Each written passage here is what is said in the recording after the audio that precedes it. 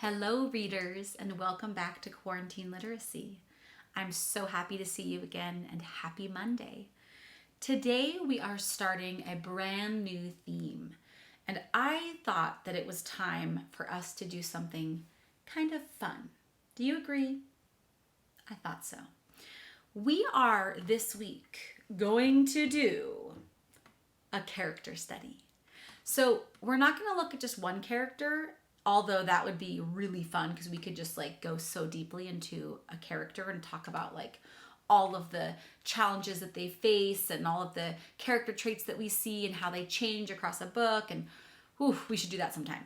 For now, we're just going to look at a variety of characters across 5 different books.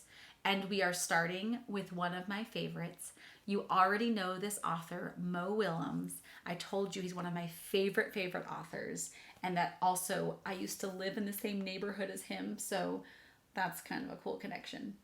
This is a book that I have read so many times to my daughter, and I've also read this so many times to my students. And it's called Don't Let the Pigeons Drive... Sorry, not the pigeons. There's only one pigeon. Don't Let the Pigeon Drive the Bus. Again, words and pictures by Mo Willems.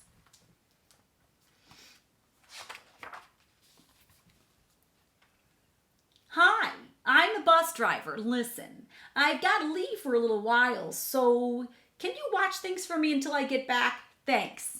Oh, and remember, don't let the pigeon drive the bus. Off he goes. That crafty little pigeon is already noticing that the bus driver has taken off, and he's like, all right, now's my chance. Thought he'd never leave. Hey, can I drive the bus? Please, I'll be careful. I tell you what, I'll just steer. My cousin Herb drives the bus almost every day. Silly bird. True story.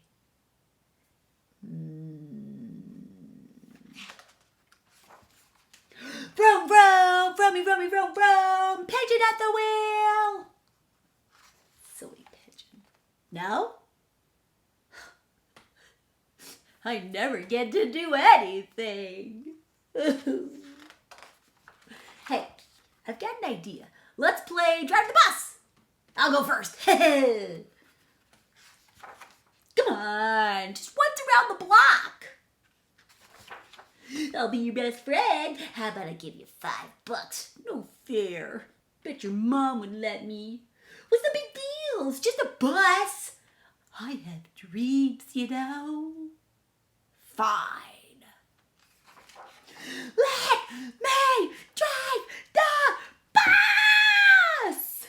Oh, look at that pigeon. He is mad. Used up all that energy getting so mad. Look at that. I'm back. You didn't let the pigeon drive the bus, did you? Great. Thanks a lot. Whoa. Bye. Oh. Hey. And then look, this pigeon's thinking about him now driving this giant truck. He's on to a new dream, you guys. Oh, that pigeon. He is so silly. I just love him. He's so funny, you guys. He's got so many ideas too, right? And boy, does he go through a lot of emotions in one book. He goes from happy to sad to angry to frustrated. I thought that we could talk a little bit about him as a character and the traits that we notice.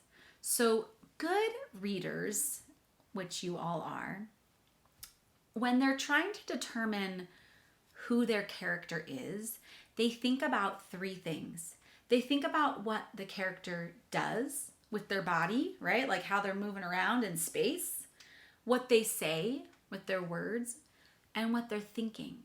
And that gives us a lot of clues about who that character really is. So I made just a little chart that I just drew on some paper here And it says character, Pigeon. That's the character we're looking at. What does my character say? I drew a little mouth there. I'm a pretty good artist, so. So what does my character say? The pigeon says lots of silly things, right? And he asks things over and over again. He asks over and over again to drive the bus, right? Like, he does not give up. He perseveres. He's relentless is another word for that. He is relentless about driving the bus. He's like, let me drive that bus. He tries to trick the reader, right? He's like, I'll give you $5. Hey, my cousin Herb drives a bus. Like, no big deal. And he tries to persuade with his words. He tries to get you to listen to him and do what he wants you to do, right? Now, what does he do? What is his body doing? Well, he's screaming, right? He pleads, like, please, please, please, please, please. He cries, he begs, he flaps his wings, and he talks a lot, right? That's kind of what he's doing. So the last column here is, what is he thinking?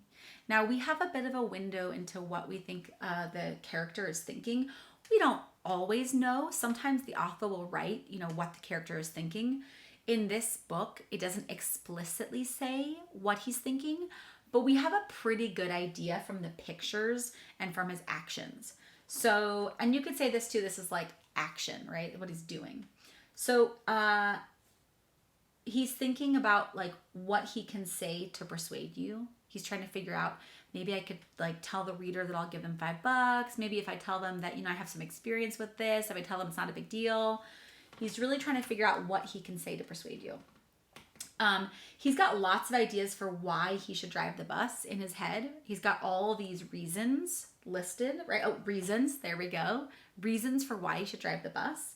He really believes that he should be allowed to drive the bus, doesn't he? He really believes that. That's what he's in his brain. He's like, I should be able to do this. Like, it's not fair. And he also believes and thinks that the bus driver's wrong, right? The bus driver at the beginning of the book was like, don't let that pigeon drive the bus. And the pigeon's like, what does he know? Come on. And he also believes that he can drive the bus. I underlined can, because that's a big if. He is a pigeon. Seems highly unlikely that he could actually drive that bus, but he definitely thinks that he can. So here is my list. I just made a chart, right, of what he says, what he does, and what he thinks. And this helps me to make a list of his traits. So on the back, I just wrote down the traits that I see in this pigeon. And I wrote that he's sneaky. Wouldn't you agree he's kind of sneaky? I also think he's tremendously funny. So I wrote that he's funny. He's pretty persuasive.